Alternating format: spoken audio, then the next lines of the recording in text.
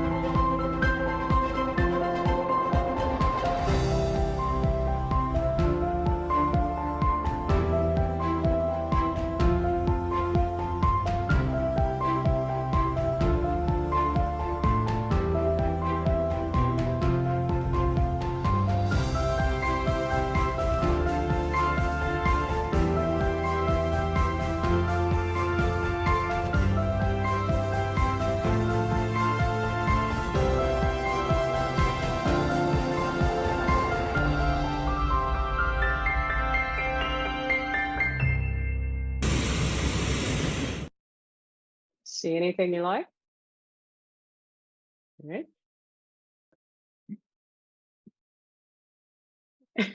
If you saw anything you like, please say wow in the chat for me. This way I'm inspired to keep going. Thank you, Melissa. How have you been, Melissa? Good to see you. All right, so what I want to do is show you the equipment that I used. I used my iPhone Pro Max. I used my MacBook Air M1. I used my DJI Osmo 3 gimbal, and I'll get a little more into what that gimbal is, actually into everything. For power, because we can't have all of these devices and have them go dead on us. So for power, I bought what was called a power station. I ended up not using my iPad 9th gen at all. And I purchased a little charger adapter that I have to use to power up my power station or charge my power station, and that I can also use with other devices. It's one of these new things called a power delivery quick charger. It's what causes your iPhone to charge so fast, or that particular device. This right here is my favorite spot in the whole world. I spent a lot of time on the tennis court, and this is my chill station that I used. The extra gear that I had was my older Manfrotto monopod, which I stuck my gimbal on the bottom of.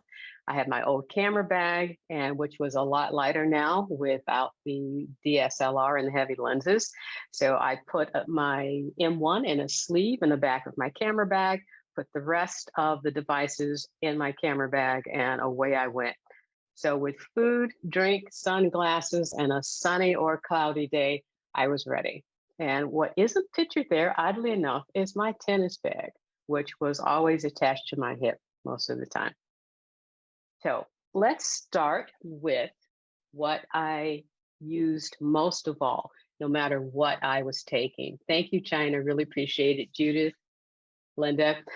So my DJI Gimbal, this is an older model gimbal. And if you want to see what the newer models are, just do an online search for DJI Gimbal, and it'll show you the latest versions, which are the 4 and the 5. And the 5 actually has a telescoping wand, and it may be in my near future, maybe a birthday present, whatever in the future. But this particular device is really awesome. You attach your camera to it, and it connects via Bluetooth from the app that you download at the App Store. Once you power it on and turn on the app, you can direct this gimbal to do all kinds of things. So for example, let me show you a couple of things. Here you have the power button. You have like a little joystick toggle. You can also take pictures. Here's a button. On the left-hand side here, you have where you can zoom your camera in and out. And some of these features work even if you don't have the DJI app turned on. So what happens when you give commands, the arm articulates, it'll go back and forth. You can turn the camera up and down, vertical, and you can take, pictures that you probably couldn't normally take depending on, what position you're in. So the app talks to the gimbal, and the app is really full feature rich. And I'll get into that as I go forward.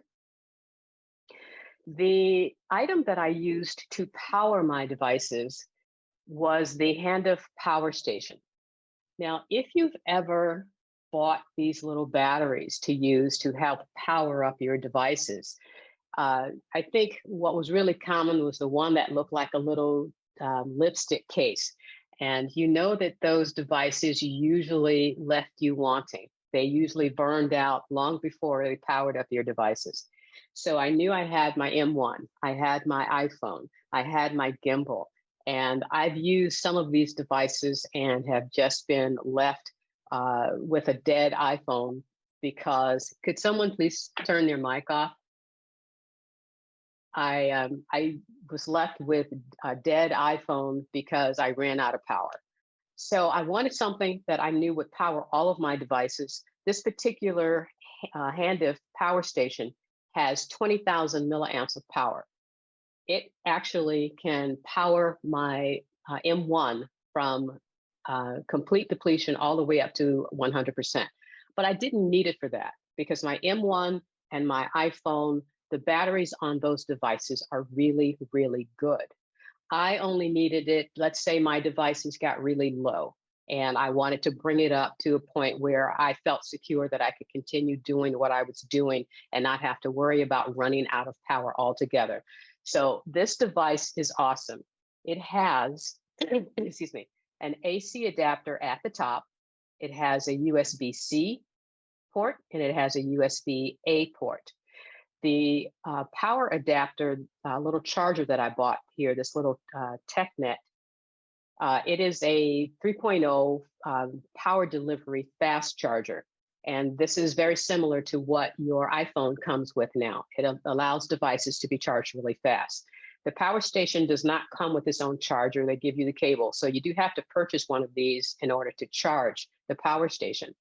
But you can use this for any and all of your devices. This power station also, which really impressed me and was the reason that I purchased it, it has a fan at the bottom of the device. And as we go into being more electric and battery powered, yes, as we go into electric and being more battery powered, my more powerful electric device, battery powered devices have fans in them. And this was the only device that I saw that had a little fan. So I've never had a problem with this thing. It has powered all of the devices. I put it in a little pouch if I needed to power up my iPhone while I'm using it, taking videos, and it fast charges. It's just awesome, a little awesome device. So I've never run out of power while I was out and about. So, whoops, sorry. Okay. Highlight. Oh, I'll get to that. And I'm using Mouse Posé. Gimbal Envy, Cynthia. Okay, get one. They're really cool. You won't realize how you live without it. So these are the apps that I used on my journey, and hopefully you enjoyed my little 30-second video of some of the things that I did. The apps that I used were the native camera app, the Photos app, an app titled Movie Pro, my DJI app, Lightroom Mobile, Slow Shutter, and some of the things that you will see today I could not have done without the screen record app that's on the iPhone. And so with that, I'll go forward. And I'm going to go through 2 slides and then go live on my iPhone. And also I want to say, this is not a photography class. This is me taking photos, eventually doing something with them. And also that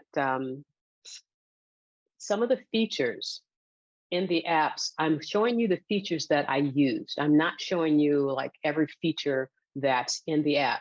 Some of the apps, all of the apps are feature rich. I want to show you what I used and why I used it.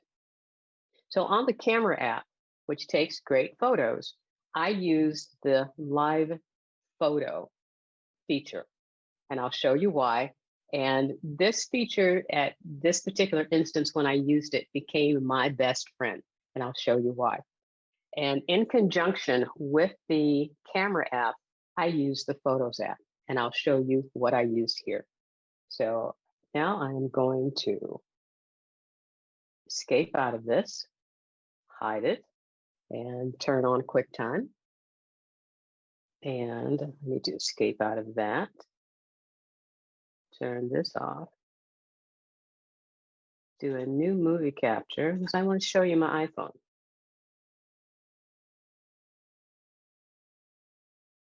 And let's bring you over here. There you go. All right. So we're going to start off with the camera app.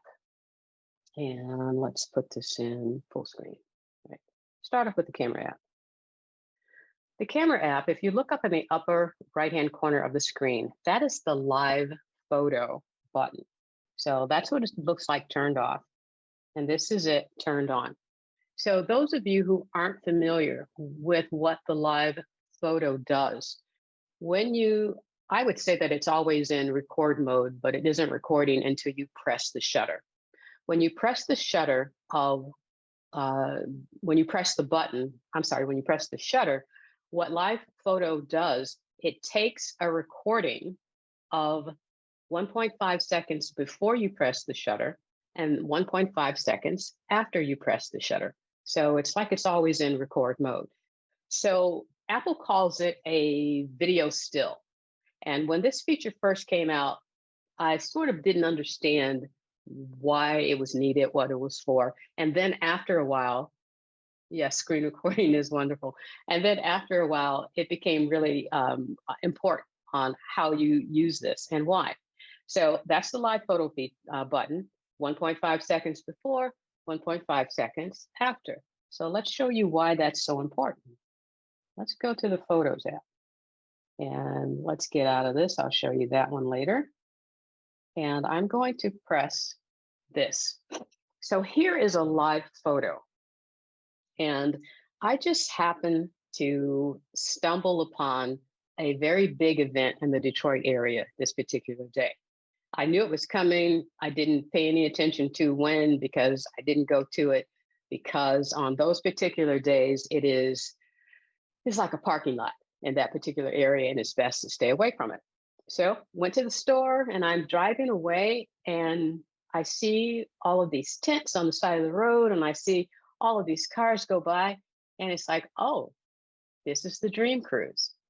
So if any of you who are not familiar with what the Dream Cruise is, living in the Detroit area, people are crazy about cars, you think?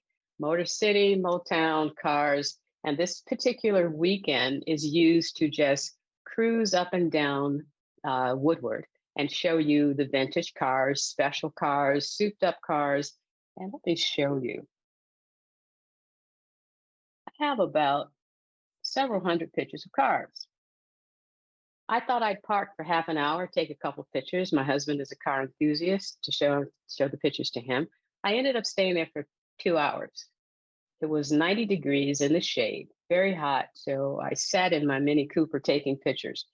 It wasn't the best vantage point, but the fact that I got a parking space on this street, this particular time of day, was like, you need to take pictures. So I had my camera, had my gimbal, had my monopod. Okay, let's go. So I took all of these pictures. Let's go back to albums, go back to here. And actually, let me go back here because I want to show you what prompted me to go to live photo. I'm sitting, taking a picture, and I get that. Well, everything's in motion. And I'm thinking, okay, this isn't going to work. This is a raw photo. I can't time this. How am I going to get this picture? Because I was getting the tail end or the front end of every car. So then I remembered live photo. So let's go back to here. If you look up in the upper left corner, you will see that this is a live photo. It indicates whether it's raw, live, or what particular type image it is. If I long press this, it shows you what a live photo is. It is a 3-second video of motion. And this is the frame that shows. Now, what prompted me to take a picture, or what prompted me to show this one to you, is because I noticed after I pressed the shutter, there was something going on about this particular vehicle. So, no, you don't have to refuel. You can just wind, you don't have to refuel. I'll show you. So, after I took this picture, I'm thinking something's going on about this particular vehicle. So I'm going to press edit. Edit's going to take me into another edit interface. In the lower left corner, there is the live button. I'm going to click on that. And it shows you that 3-second motion video still of this live photo. The dot over the sliding bar at the bottom indicates that this is the frame. If I drag the rectangle left and right, it goes through the frame. Now, when I get to this point, if you can see the back of this Volkswagen, there's a little wing nut wind up device back there, which was what I saw but couldn't tell as the Volkswagen was driving by so fast. So as I go, you can still see it, but you see it best when it's right here. So I'm going to let go right there.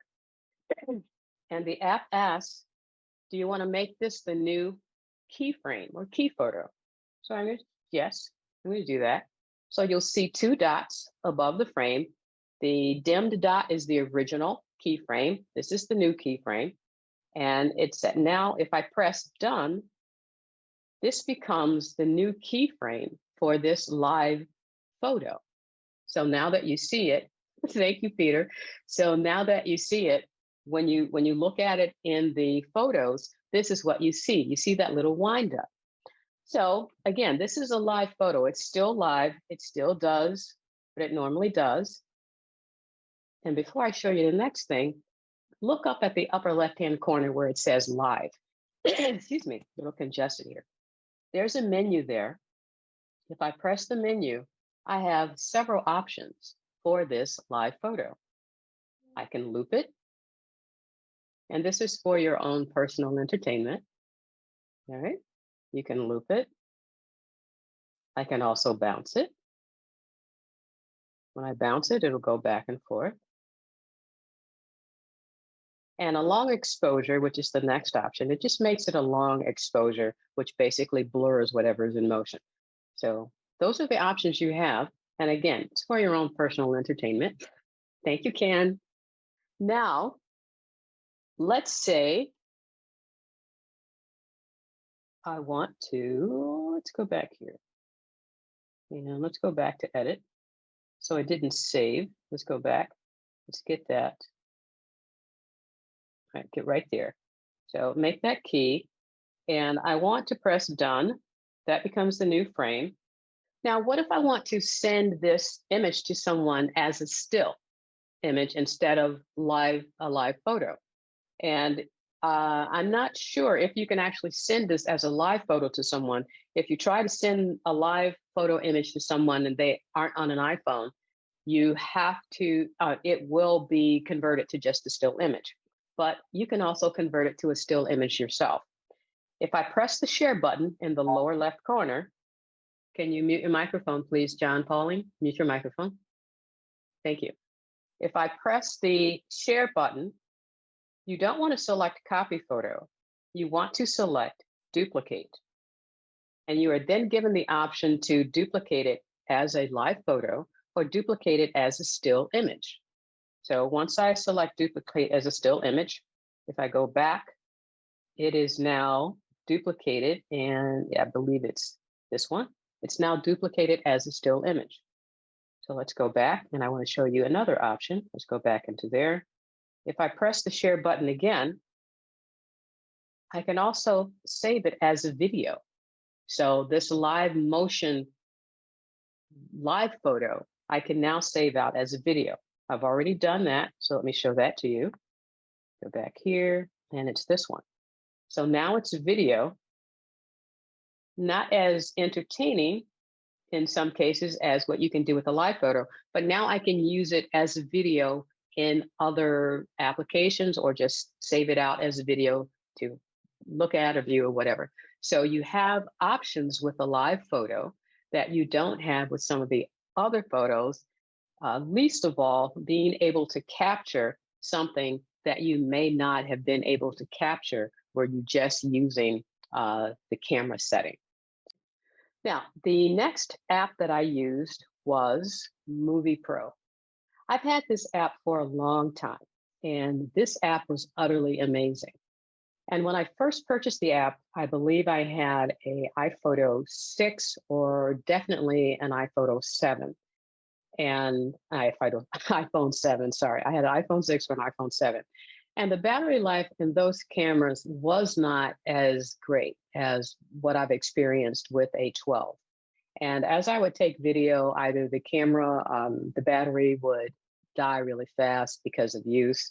It would get hot. Didn't have good enough battery chargers with me. That was not the case now.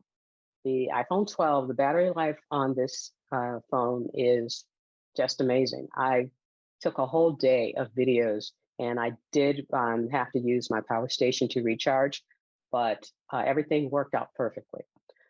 I purchased this app years ago because it had two features that no other app had at the time. The first feature was that I could pause the recording without having to stop the recording. The second feature was that I could use my earbuds as a mic. And those two features no other app had at the time. This app is a absolutely amazing app. I'll show you some of the features in a second.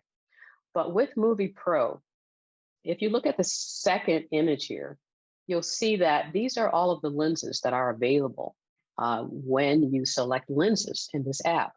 Wide angle, ultra wide, telephoto, triple, dual wide. I don't see any other app that allows you to do that. It's a great app. And again, being able to pause the video as I'm recording and then come back and turn it back on, I'll show you that. And also, there's another feature that I haven't seen in any other app. I can record both cameras at the same time. So I can record the front and the back camera at the same time. So let's go to that app. And let's go to QuickTime. And let's go here. Now, it looks like I have two Movie Pro apps at the top here, and I actually do. One is a paid version, which is the one I've used forever, and the other is the free version, which came out recently. I'll show you why and what I use both of them for. So with the Movie Pro app, let's go in, and so I'm just going to do a quick change of lenses. I'm going to tap the lens on the upper screen, and hold on. This is what I want.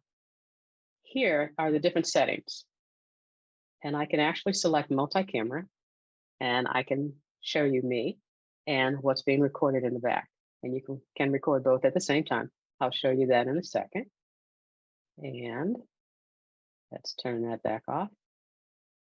Come on. And I can also show you the different settings.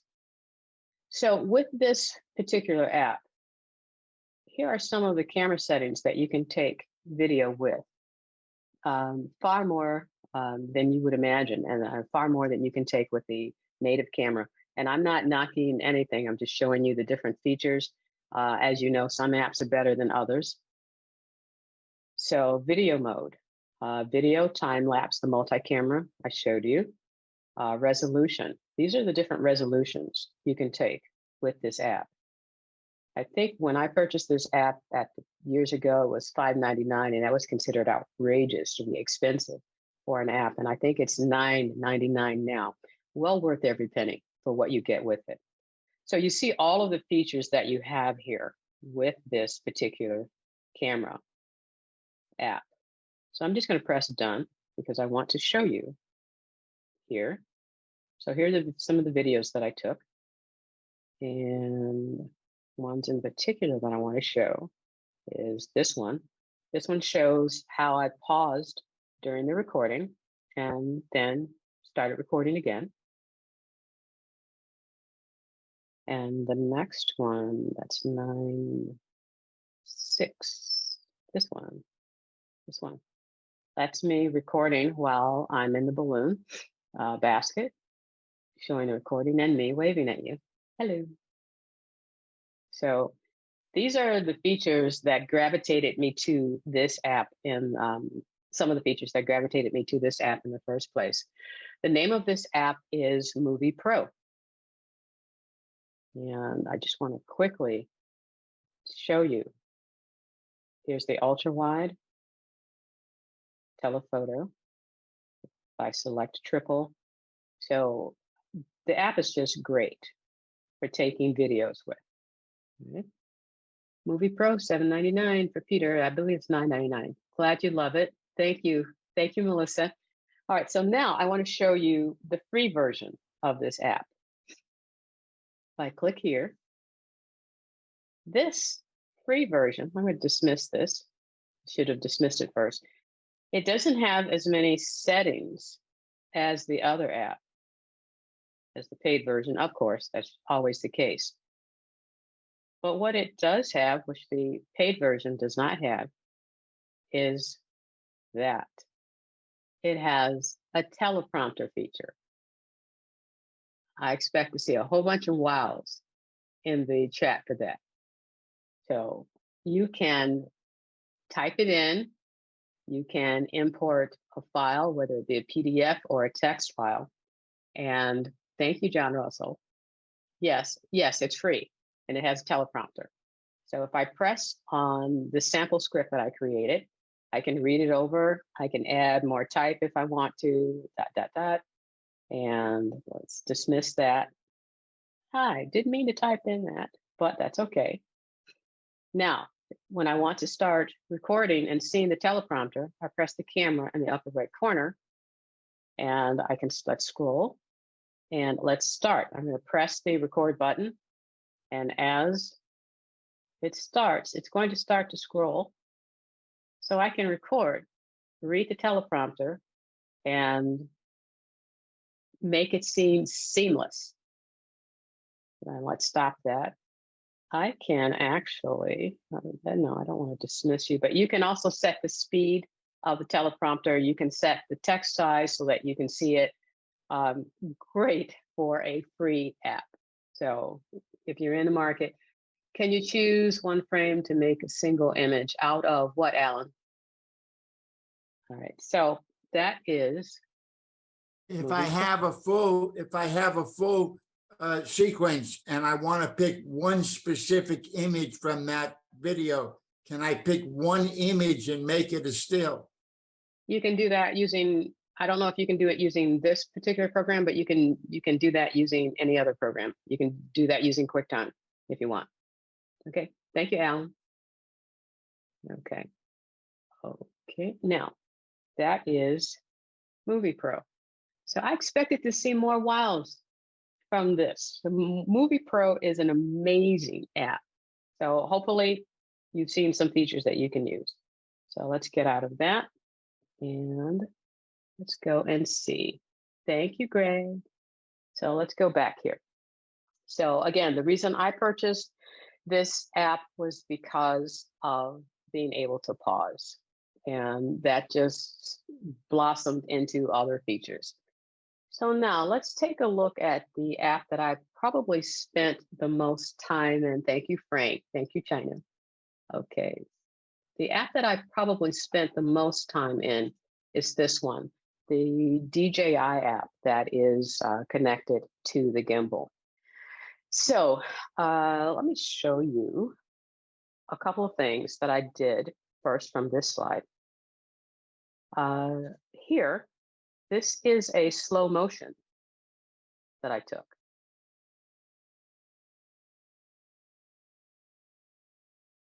here on the right is a time lapse. Now you have to be aware with time lapse, because it basically speeds up the video.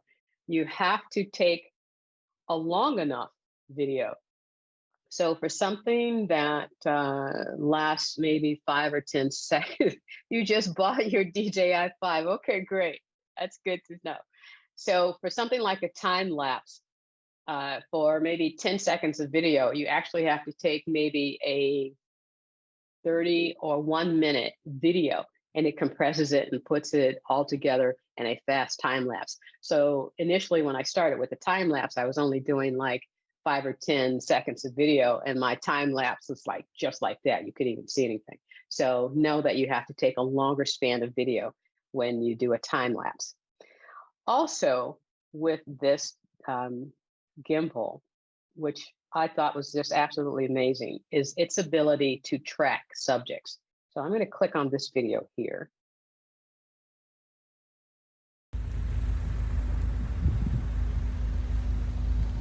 So see how smooth that is? Of course, that's not me turning that. It would not be that smooth if it were. It would be jerky, bobbling up and down or something. With the DJI Gimbal, you can actually tell it to track something, and it will turn the phone, the camera, as the object is going by. You just watch in amazement at what it's doing. It will track itself. So let me show you. Before I show you the next one, I want to show you the interface of the DJI. I'm just going to show you the app because I don't have my iPhone connected to the gimbal. I would not be able to do what I'm doing right now if it were. So I'm just showing you the app, some of the things that are available. There are just an overabundance of tutorials in this app to help you create some of the things that you want to create. It even allows you to create what's called a story. And you start the template. I don't like the music in some of the stories, but that's neither here nor there. You can take it out after you create the video. But you start the story. It basically walks you through taking a video, how many seconds, or you can create your own template. So it tells you how many seconds the video is going to be. You press the shutter, it'll take that. Then it'll direct you to the next thing. You go over to the next, press your shutter, take the video. It walks you through. And then after you're done taking the videos, it stitches all of this together. You can add text at the end or at the beginning. You can basically create your own little story is what they call it. It is amazing. Oh, DJI stories now. Okay. Yes, you can create your own little story. It's cool, Melissa. You got to try it. So, and the gimbals are really inexpensive now. I believe they're $129 for the 5. I believe probably that's what you paid for it, Frank, on Amazon. So they're really inexpensive to purchase. So that's the app. Let me go back and show you something else that I created. And this was with tracking. So with I play a lot of tennis, if I hadn't mentioned that before. So the top of this video is showing you the DJI app interface, and the bottom is showing you the screen recording app. So I wanted to, it created 2 movies at once when I did this. So the top is actually created by the screen recording app. The bottom is what was recorded by the DJI. So I want you to see how I was able to tell it what to track. It will most of the time do a great job. If it can't find what you're trying to track, it'll turn red, and you'll see that happen here. And if the subject is moving too fast, it will just lose it. So, but it's really easy to pick back up. And let me show you here. So I first tried to follow his body, but it selected its head. You can press the little X to get out of this tracking and create another one. So then I told it to track his feet. Now the camera is moving itself on the gimbal. I'm not moving the camera at all, and it's going to track him. So all I did was just point, tell it to track, and it's doing all of this movement on its own.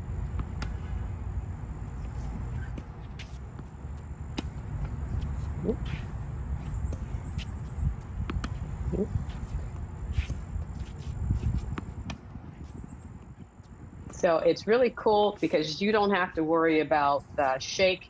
I put the gimbal at the top of the monopod so that I could just hold the camera still as it was doing what it was doing.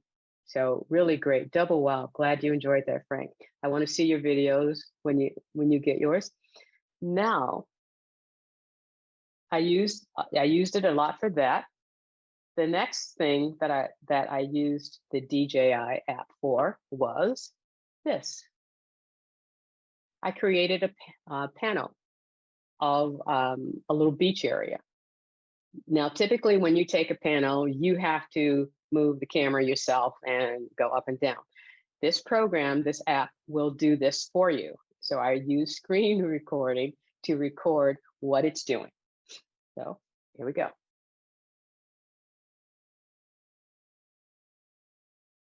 It's taking all of the shots that it's going to use to stitch the panel together, creating the panel, and then it gives me the image. It saves all of the recordings and images to the camera roll.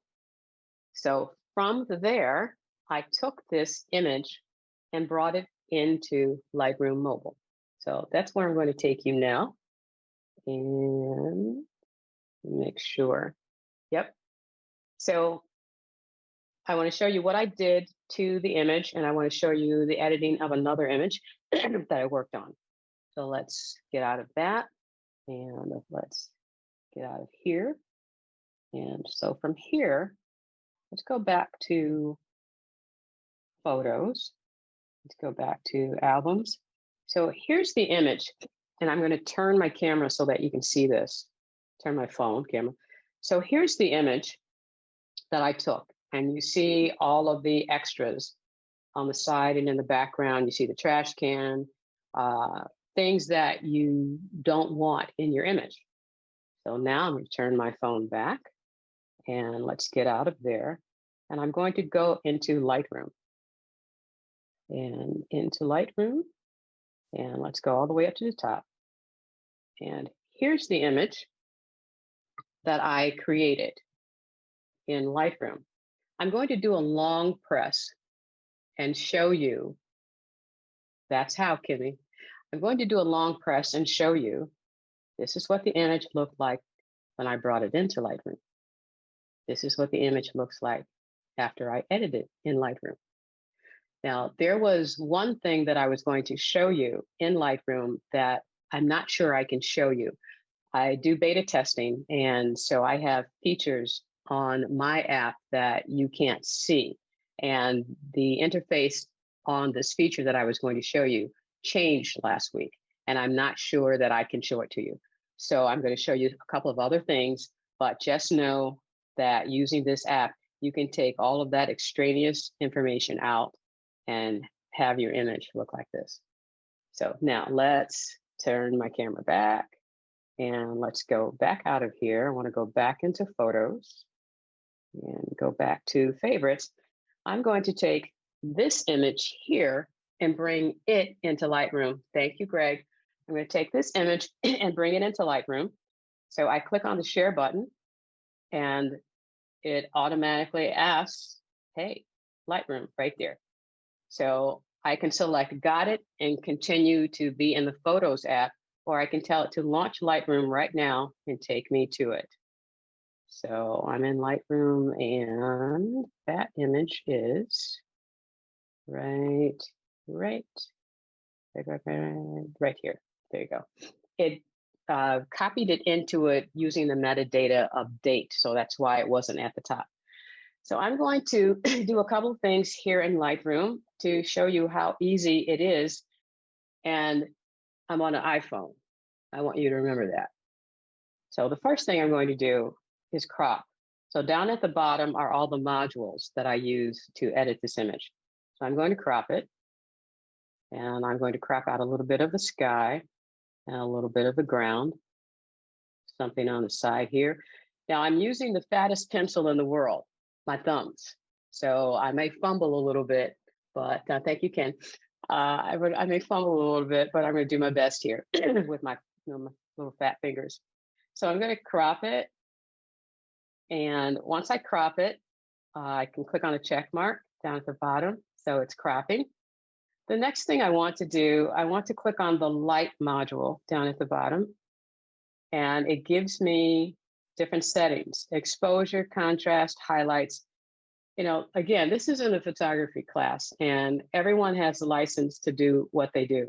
But the first thing that I do to an image, most of the time, 99% of the time, is I go to the shadows slider and I bring out the shadows of an image.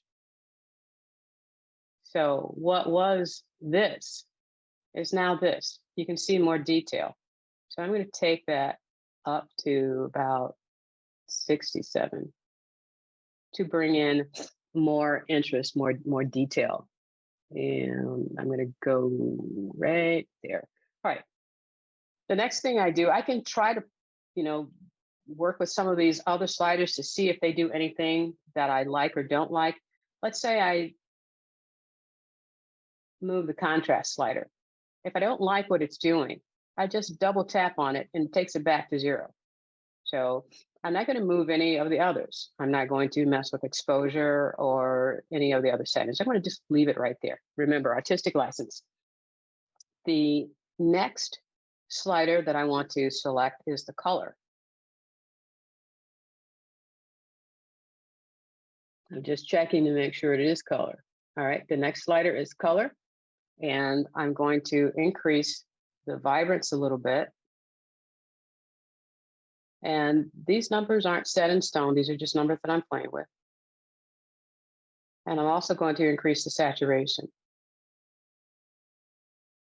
Now, there are yellow tones that are coming out in the sky. I actually want to increase just those yellow tones that I see. So I'm going to select from the bottom. I'm going to click on masking. But I want you to note the little dots that are down at the bottom of the screen, that they tell you that something has been changed in this area, because this is non-destructive to this image. I can always come back and take all of these edits off of the image. So now I want to accentuate that yellow. I'm going to click on masking, and I'm going to click the plus button. From here, I'm going to select color range. It's going to give me a target adjustment. So I'm going to take that target adjustment and place it over the area where I see the most yellow. And I see a little bit more vibrance than you do. But I'm going to step that down because I want it just to focus on certain areas. I'm going to choose apply. It creates a mask. So what I do now is only going to happen to those areas that you see highlighted in red. I'm going to click on color, and I'm going to up the saturation because I really want to make that intense.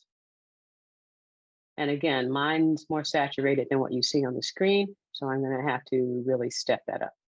All right. So that's with that mask. And I want to add a little bit more blue to the water. I'm just going to tap on that mask icon that's sort of in the center. Press plus. I'm going to select color range again and come down here. Bring that down. So I just want that water area. I choose apply, choose color, and I'm going to increase the saturation so that it's a little more akin to the saturation in the sky. All right, press check. And there's one other effect. I believe it was here under optics. So I'm going to click on the optics button. And if I need a lens correction or feel that I need a lens correction or just want to see if there's a lens correction available, I'm going to select enable. And you're seeing it apply a lens correction. I'm going to turn that off and back on. So it'll fix whatever it felt distortion the lens created in the image. And at that point, I'm going to tap edit and bring that back and show you this is what it was, and this is what it is now. All right? So hopefully you can see the power in Lightroom Mobile. Yes, this is a mobile app. I'm doing all of this with my fat thumbs. All right. So let's go back to Lightroom is awesome. There are more features. Of course, there are more features than that. But this is where I want to go back to. Thank you, Jean. So that was exposure, changing exposure and having target edits in Lightroom. So what I couldn't show you was the heel brush. Like I said, I believe because my NDA forces that I can't show you the changes of the interface right now. So now let's move on. And thank you, Jill. The next app that I want to show you is Slow Shutter. This app is so cool, so cool. So let me get out of here. This app allows you to create long exposure images, much easier than you could create them. I'm not a photographer. I don't say that I am. I take pictures and I hope they come out well. And those of you who are professional photographers, oh my God, my hat's off to you, because this is work. That can be a lot of work, and carrying around that equipment is a lot of work as well.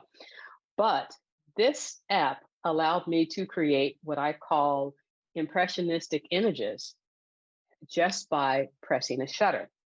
On the left, this image of the grass, those are actually my neighbor's weeds from a defunct garden.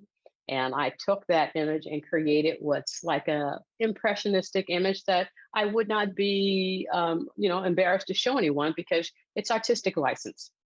And on the right-hand side, you see what an image that we all try to create, which is a beautiful flow from some type of waterfall. So let me show you how this app works. And let's go back here. And this app is here, and it's Slow Shutter. I'm going to show you the interface. I'm going to click on the gear icon in the lower left corner and show you that these are the separate modes that you have. Motion, for what I'm going to show you now. You can create light trails, like when you see the lights from the cars at night trailing off. And you can also create low light exposures. So let's go back here. And actually, I have to get out of here so that I can show you. I don't think that's a video. Let's back up off of that. And okay, and hide you. And I have two of the videos to show you. Let's open those up. And let's go into full screen. And the settings is the first one I want to show you. So I'm going to play this, and you can watch and see what happens. So here, I'm going to select motion blur. Blur strength is going to be very high, shutter speed. And as you press the shutter, you see that in the upper left corner, it shows you a real-time view, but it shows you the image that it has taken with this Slow Shutter app. Okay. And you have to clear the capture after you take the image. So let me run that again just to show you, and then I'll show you the other video companion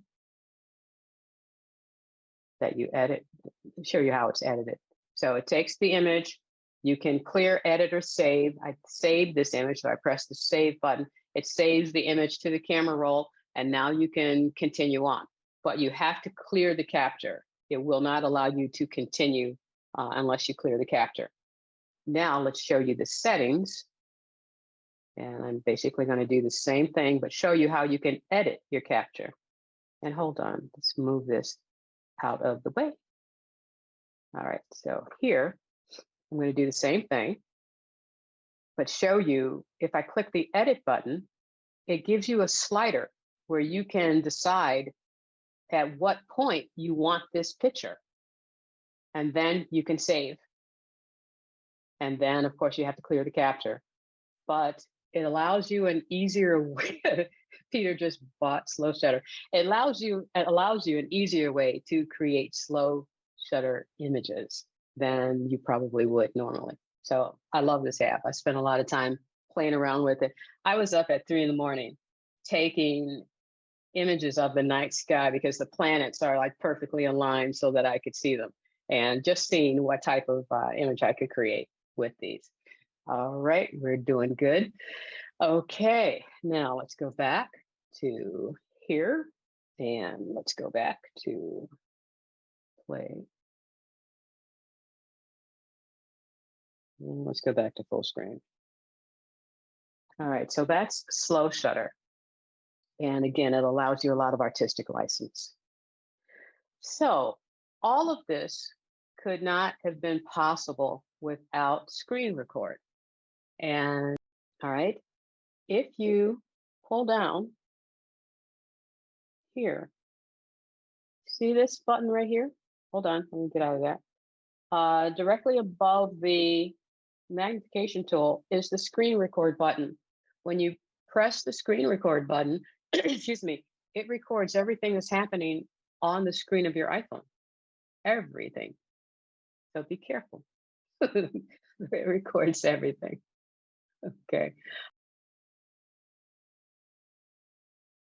A Lightroom course that I'm going to make available. It's a 1-hour course. I use the Lightroom Mobile App Premium to create this course.